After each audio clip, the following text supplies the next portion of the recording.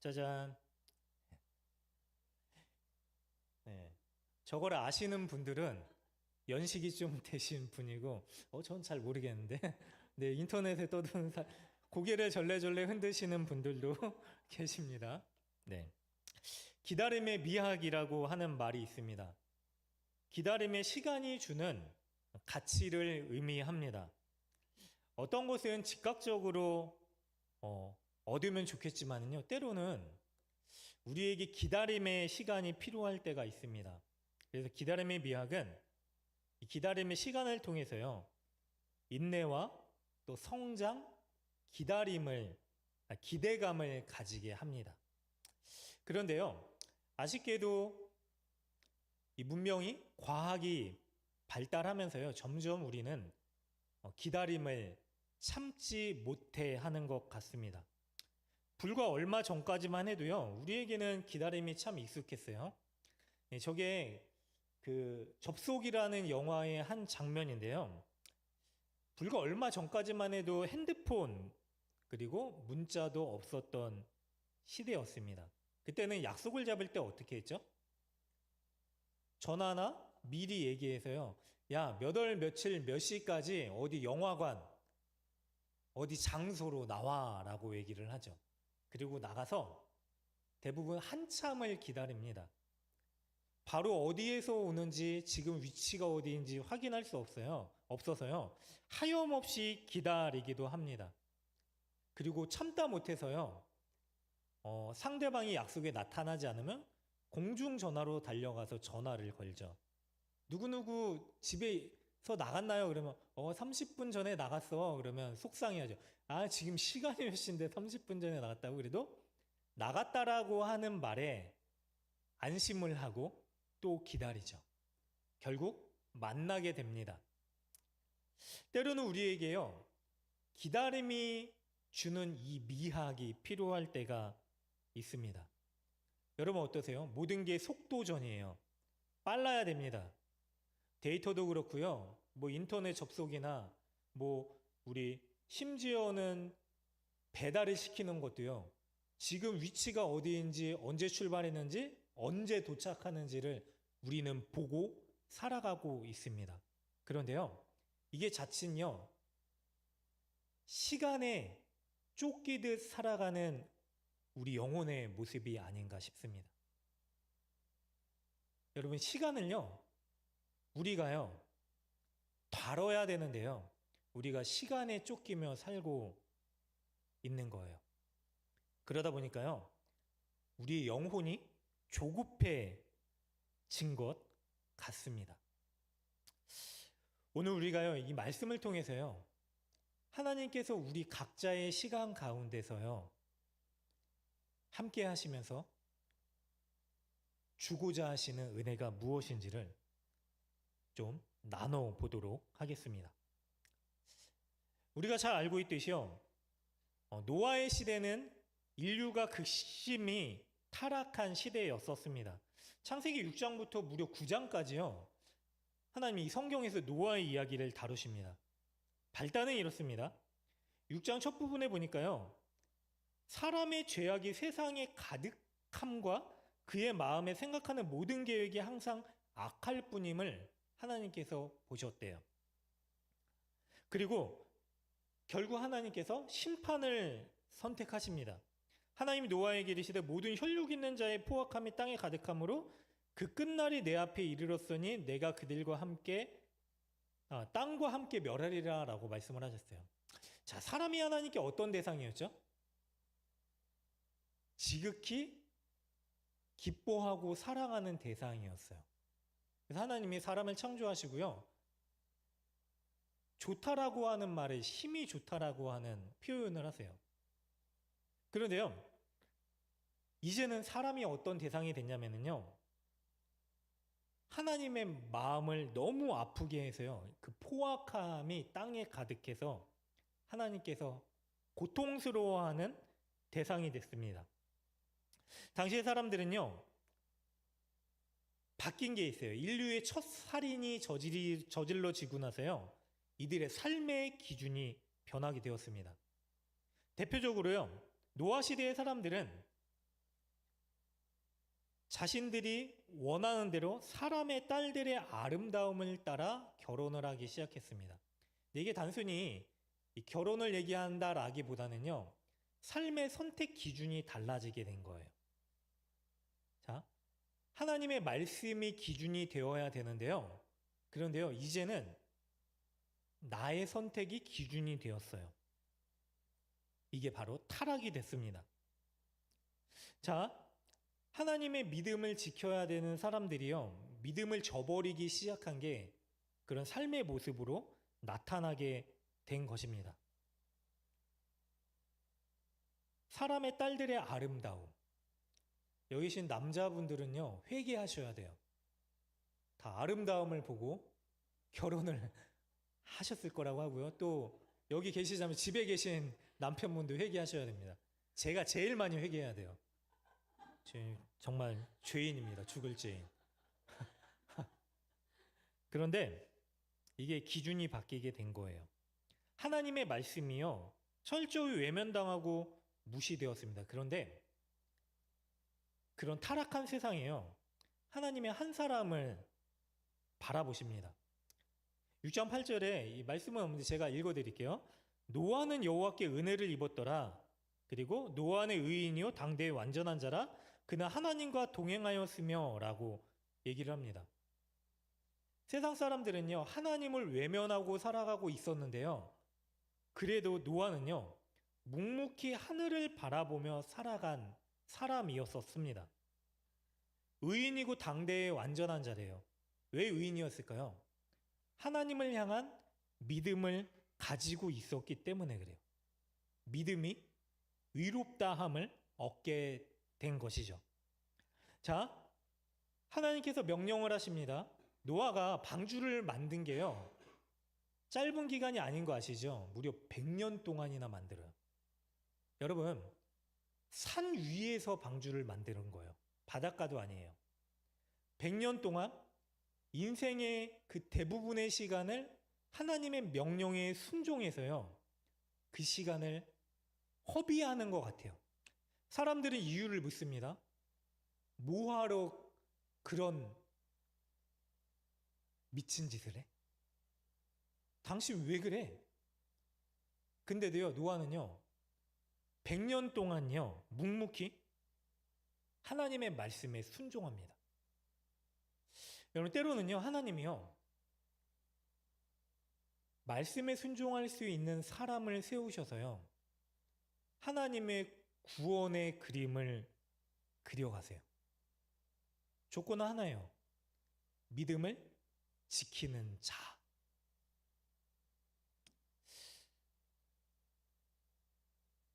납득이 되지 않는 말씀을 하실 때요, 하나님이 우리가 순종하는 흉내를 낼 수는 있습니다. 그렇죠?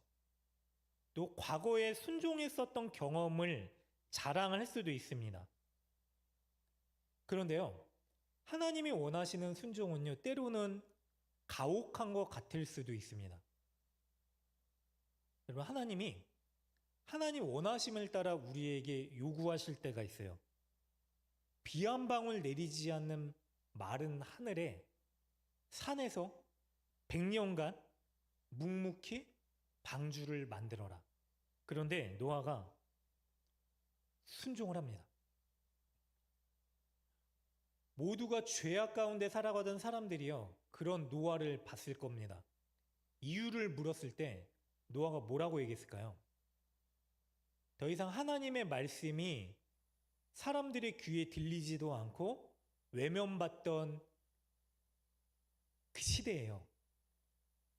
그래도 묵묵히 하나님의 말씀을 순종하는 노아를 통해서요, 하나님이란 분의 존재를 사람들이 깨닫게 되지 않았을까요? 제가 이 말씀을 묵상하면서요, 그냥 노아 자체를 묵상하면서요, 어떤 사람이 한 명 생각났어요. 우리 주위에 있는데, 네. 네이버 검색하면 나오는 유명한 사람이 우리 가운데 한 명 있어요. 누군지 아세요? 우리 전도사님, 홍수아 전도사님. 홍수아를 치면 여러분, 과거에 현대모비스 프로 농구 선수 유망주로 나와요. 뉴스에. 그리고 그 농구계의 명가였었던 그 한양대, 예전에 막 그 드라마에서도 유행했었고 슬램덩크라는 만화에서도 대단했잖아요. 근데 하나님이 발목을 잡으셔서 이 자리에다가 앉혀 놓으셨어요. 뉴스 치면은 그 서장훈 돌파하는 그 뉴스도 나오고, 그리고 막 3점 슛으로 막 우승을, 아니 계속 그 시합을 이기게끔 승리의 주역이었었던 사람이 신학을 하고, 그리고 잠잠히 하나님의 때를 기다리게끔 하는 시간을 보내왔고 지금도 보내고 있어요. 난 진짜 아무것도 아니구나라는 생각을 하는데, 어떤 마음이 있었을까요? 보이지 않고 예정된 약속도 보이지 않아요. 하나님의 분명한 사인 때문에요, 그 자리를 걸어가고 있는 사람들의 마음, 이게 믿음의 사람의 모습입니다. 감사하게도 우리 전도사님이 가끔 행복하다고 여기 와서 해주셔서 전 너무 행복해요. 그런데요, 노아뿐만이 아니라 이게 하나님이 우리가 살아가는 시대에 믿음의 사람을 세우시고 원하시는 믿음의 모습입니다. 때로는 거창하지 않을 수도 있고요, 허무맹랑할 수도 있어요. 잠잠히 숨죽여 기다리라고 하시는 말씀을 하실 때도 있어요. 그게 너무 답답할 때 있습니다. 지겹고요. 언제까지 일해야 되는가? 그런데요, 분명히 약속을 이루시는 하나님이 주신 약속이기 때문에요, 지킬 때 그 하나님이 하나님의 일을 경험케 하실 것입니다. 때로는 가족 중에요, 아니면 이웃 중에요, 지인 중에요, 아무리 얘기해도 들리지 않는, 변하지 않는 관계의 아픔들, 상황이 절박해서 우리가 눈물을 흘리며 부르짖으며 기도해도 깜깜한 먹구름이 거치지 않은 것 같은 우리의 상황 가운데서도요, 하나님은요, 믿음으로 하나님을 바라보는 사람과 함께 하고 계십니다. 이게 인내의 시간을 보내게 하시는 이유예요. 그 시간 동안에 하나님을 바라보고 하나님과 함께하는 삶을 살아가는 것. 여러분 어떠세요? 그 시간을 보내고 계십니까? 결국 노아가 아닌 다른 사람들은요, 수없이 외쳤을 거예요. 여러분, 우리가 죄에서 돌이켜야 됩니다. 하나님의 심판이 있을 것입니다.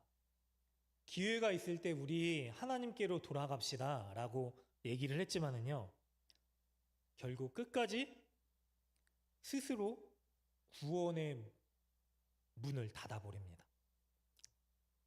그리고 홍수의 심판이 임하게 되죠. 오늘 말씀은요, 그 방주의 긴 시간이 지나가고요, 무려 1년 2개월 동안이나 방주 생활을 했어요. 그리고 나서 이 땅 가운데 다시 물이 거치고 지면이 드러나 노아가 하나님 앞에 섰을 때 하나님이 주신 약속의 말씀입니다. 자, 세상이 끔찍한 심판을 경험했어요. 뉴스에서 보셔도 아시겠지만은요, 홍수가 지나간 자리가 어떻게 되죠? 여러분, 모든 게 다 뒤집어져요. 끔찍해요. 건물이고 배고 뭐고 그냥 다 온통 뒤집어지죠. 혼돈의 세상이 됩니다. 그때 노아의 마음이 어땠을까요? 방주 안에 있을 때 노아는 또 어땠을까요? 매일같이 만났었던 사람의 비명과 살려달라는 아우성을 뒤로하고 결국 방주가 문이 닫히게 됩니다. 세상이 요동하는 소리를 들으면서요, 두려움이 일었을 거예요. 문을 열고 나왔을 때의 세상은 어땠을까요? 온통 혼돈 가운데 뒤집어진 세상이었을 것입니다. 아마 노아는요, 견디기 힘들었을 겁니다. 고립된 상황 가운데서요, 앞도 보이지 않고 언제까지 방주 생활을 해야 되는지도 몰랐고요. 어디로 가는지 방향조차도 분간할 수 없었던 시간을 보냈습니다. 방주가요, 그냥 둥둥 떠다니는 상자인 거예요. 방주에 유일하게 있는 창이 있는데 그 창이 어디로 달려 있었냐면요, 하늘을 향해서 달려 있었어요. 숨구멍이 될 수도 있고요, 방주의 방향을 분간할 수도 없고, 그리고 오직 하늘만 바라보는 삶을 살아야 됐었던 것입니다. 그런데요, 그 방주 안에서 유일하게 기대할 수 있는 은혜는 무엇이었냐면요, 바로 하나님의 인도하심이에요. 여러분, 때로는요, 고립되고 계획이 서지 않고 미래에 대한 불투명한 상황 가운데서요, 앞이 보이지 않는 막막한 시간을 경험할 때 있습니다.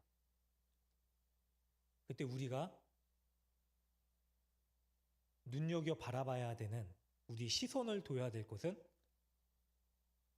우리 하늘 아버지뿐인 줄 믿습니다. 그 은혜를 따라 표류하는 것 같아요, 인생이. 그렇잖아요. 어디로 가야 될지 매 순간 선택의 기로에 놓여서, 또 사람을 보자니 결정이 어렵고, 그럴 때마다 하늘을 바라보고 나아가는 것이죠. 그런데 그런 두려움 가운데 선 노아 앞에요, 하나님이 약속을 주십니다. 자, 12절에 보니까요, 하나님이 이르시되 내가 나와 너희와 및 너희와 함께하는 모든 생물 사이에 대대로 영원히 세우는 언약의 증거다라고 하면서 언약의 증거를 얘기하시는데, 그게 뭐냐면 바로 무지개예요. 두려움 가운데 심판을 경험한, 그러나 심판을 비껴나가게 된 노아가요, 앞으로 어떻게 살아갈 수 있었을까요? 자, 인류는요, 노아 이전까지는 주식이 뭐였는지 아세요? 주식 삼성전자 이런 거 말고 주로 먹는 거 곡식이었어요. 열매였죠. 홍수가 세상을 뒤집어 놨어요. 먹을 게 있었을까 없었을까요? 당장 먹을 것도 없고 심판이 끝난 상황에 그 혼돈스러운 두려움 가운데 있는 노아에게 하나님이 은혜를 주시는데, 어떤 은혜냐면 노아 그 두려움 때문에 하나님 앞에 바로 제사를 드려요. 제사를 드리고 나서 육식을 허용해 주세요. 단 조건이 있죠. 피째 먹으면 안 된다.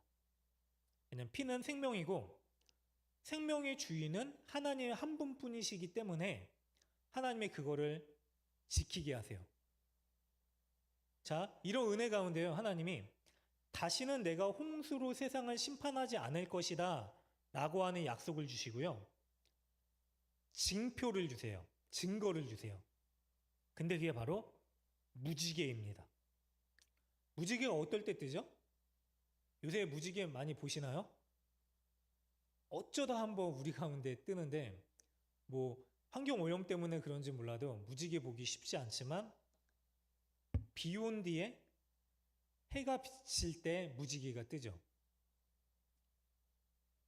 그럼 하나님 왜 이 무지개를 주신 걸까요? 우리가 읽은 본문만 보더라도 하나님이 약속의 증거다라고 하는 말씀을 계속 반복하세요. 그리고 나서 내가 기억할 것이다, 기억할 것이다 라고 말씀을 하세요. 무지개를 뜨게 하시고요. 다시는 내가 이 심판의 공포를, 물로 인한 이 심판을 너에게 주지 않을 것인데 기억할 것이다 라고 말씀을 하시면서 이 무지개의 약속을 주신 거예요. 왜 그러셨을까요? 바로 다시 노아가 살 수 있도록 하기 위해서요. 여러분, 사람은요, 극심한 고통을 경험하게 되면은요, 뭐가 생기죠? 비슷한 상황이 오게 됐을 때 트라우마가 생겨요. 제가 지금은 운전을 잘 하고 있는데 운전하다가 사고가 나서 우리 입원했었잖아요. 한 6년간은 운전을 안 했어요. 버스 타고 걸어 다니고, 당시 회사 다닐 때도 회사가 막 1시간 반 이상 걸렸는데도 대중교통 타고 다녔어요. 운전하기가 싫더라고요. 근데 운전을 해야 되는 상황이었는데 전도사가 되니까 교회 봉고차로 운전해야 돼요. 지금 대형 면허도 있어요. 애들 다 태우고 네가 직접 다녀. 그래서 대형 면허 따라 그래서 따기도 했는데, 그런 게 있어요. 뭔가 나한테 상처를 주면은 그게 남는 거예요. 우리 영혼의 흔적에. 자, 노아가요, 하늘에 맑은 하늘만 있는 게 아니잖아요. 기후가 있습니다. 바람이 불고 구름이 낍니다. 구름이 낄 때마다 살 수 있었을까요? 불안감에 두려워 벌벌 떨었을 겁니다. 다시 세상에 심판이 오면 어떡하지? 또다시 방주 생활을 해야 되나? 사랑하는 사람들을 떠나보내야 되나? 다시 끔찍한 혼돈을 경험해야 되나? 하나님이요, 약속을 주세요. 다시 이 홍수로 세상을 심판하지 않을 것이다. 그런데 이 약속이 참 신기합니다. 하나님이 무지개를 두시고요, 노아에게 보라고 하셨지만 하나님이 왜 무지개를 두셨는지 성경에서 뭐라고 얘기하냐면 15절에 보니까 내가 나와 너와 및 육체를 가진 모든 생물 사이의 내 언약을 기억하리라라고 하세요. 무지개를 왜 두셨다고요? 하나님이 무지개를 보시고 기억하리라라고 얘기하시는 거예요. 하나님이 잊어버리시는 분인가요? 뭐 치매가 오셨나요? 그러지 않으시죠. 제한이 없으신 분이에요. 그럼에도 불구하고 이 약속을 주신 거는 안심하라 라는 사인이에요. 우리가 자녀에게 약속을 할 때요, 이렇게 잘하면은 이렇게 선물 사줄게 하면은 보통 누구한테 기억하라고 하죠? 자녀에게 기억하라고 얘기를 해요. 근데 아이들은요, 기억하라고 얘기하지 않아도 기가 막히게 기억하고 내놓으라고 요구를 하죠. 때가 되면은 그거 왜 안 줘? 뭐 우리가 기억하지 못해요. 근데 하나님은요, 노아에게 기억하라고 얘기하시는 게 아니라요, 하나님이 이거를 잊지 않으시겠다라고 하는 약속으로 무지개를 주신 거예요. 무지개가 뭘까요?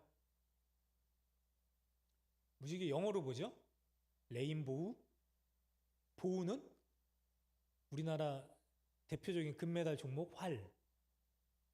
마찬가지로요, 히브리 원어도요, 활이란 뜻이에요. 활이 뭐죠? 공격 무기죠. 여러분, 세상에 죄악이 가득해서요, 하나님 심판을 내리실 때는요, 하나님이 활을 들어서요, 비를 화살로 삼으셔서요, 세상을 심판하셨지만은요, 이제 다시 새로운 세상을 시작해야 될 노아에게 두려움 가운데 떨고 있는 노아에게요, 약속을 주시는데요. 이 언약을 내가 기억하고 지키겠다라고 하는 의미로 무지개를 주시고요. 무지개 방향이 어디로 되어 있죠? 하늘로 향해 있어요. 이해되세요?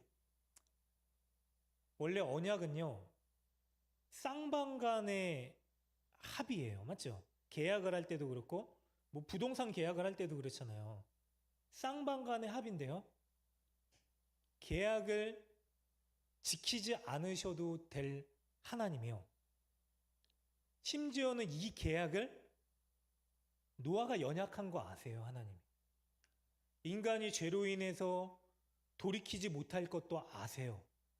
결국 노아가 실수하잖아요. 벌거벗고 술에 취해 잠들었다가 노아의 아들 함이 아버지의 하체를 욕보이고, 이거는 그거예요. 아버지의 하체는 성경적인 표현은 아버지 첫 부인을 욕보였다라는 의미로 보시면 돼요. 그럼 끔찍한 죄악을 저지를 거를 알고 계셨으면서도 인간은요, 끊임없이 악해서요, 바벨탑을 쌓아요. 창세기 9장 이후에 11장에 넘어가면 바벨탑 쌓아요. 왜 바벨탑 쌓았을까요? 사람들 가운데 트라우마가 있는 거예요. 탑이 뭐죠? 꼭대기까지 높아지겠다 그러면 홍수가 와도 내가 진멸당하지 않으리. 내가 하나님 이겨보겠다라고 하는 심산으로 탑을 쌓을 것도 아시지만은요. 그래서 이 약속을 사람이 파기할 것도 아시지만은요. 하나님이요. 그래도 내가 이 약속을 잊지 않고 심지어는 공격용 화살을 땅이 아닌 하늘로 향하게 해서 약속을 파기했을 때 너희들이 진멸하는 게 아니라 이제는 내가 진멸당할 것이다 라고 하는 약속을 주세요. 세상은요, 먹구름 껴서요, 죄악이 가득해 빛이 보이지 않는 것 같은 시대가 되고요. 하나님을 외면하고 그 먹구름 안에서요, 까마득한 죄악을 지고 있는 삶을 살게 되었지만은요. 그러나 하나님은요, 그 사람을 이제는 끝까지 포기하지 못하시고요. 신실한 하나님의 사랑을 버리지 못해서요. 그 약속을 주신 것이죠. 여러분, 이 약속이 결국 어떻게 성취되었습니까? 예수님 죽으실 때 깜깜한 흑암 가운데요, 십자가에 걸리신 예수 그리스도로 성취되었고요. 그래서요, 제 PPT 화면에 올렸는데요. 에스겔 1장 28절에 보면 무지개가 결국 누구를 예표하는가? 그 사방 광채의 모양은 비 오는 날 구름에 있는 무지개 같으니 이는 여호와의 영광의 형상이래. 여호와의 영광의 형상이 누굴까요? 빌립보서 2장에서는 하나님의 본체이신 예수님을 얘기하고요. 그래서 심판주로 오실 예수에 대해서 계시록에 4장과 10장에 이렇게 얘기해요. 정확하게 무지개를 빗대어서요, 앉으신 이의 모양이 벽옥과 홍보석 같고 또 무지개가 있어 보좌에 둘렀는데 그 모양이 녹보석 같더라. 보좌 위에 앉으신 예수 그리스도. 10장에 내가 또 보니 힘센 다른 선자가 구름을 입고 하늘에서 내려오는데 그 머리 위에 무지개가 있고 그 얼굴은 해 같고 그 발은 불기둥 같으며 그 손에는 펴놓은 작은 두루마리를 들고 오른발은 바라를 밟고 왼발은 땅을 밟고 라고 하면서요, 심판과 구원의 약속된 주인으로 오실 예수 그리스도를 얘기하고 있습니다. 사랑하는 여러분, 때로는요, 우리의 믿음이 연약한 것 같을 때 있어요. 예수님 모르는 사람들은요, 왜 예수 믿어? 예수 믿어서 뭐가 좋은데? 너의 삶이 더 풍족해졌어? 아니면 강해졌어? 라고 이유를 묻고요. 우리의 믿음이 미련한 것처럼 얘기를 하지만은요. 그러나 흑암과 같은 세상길을 걸어가는 우리에게 유일한 소망은요. 구름을 걷게 하시고 우리의 유일한 소망이신 예수를 보게 하시는 하나님임을 믿고 살아갈 수 있는 우리 모두가 되시기를 간절히 소망합니다. 구름이 덮일 때마다요. 함께 떠오르게 될 무지개 예수 그리스도의 십자가를 기억하시고 그 약속 붙드는 우리 모두가 되시기를 간절히 축원합니다.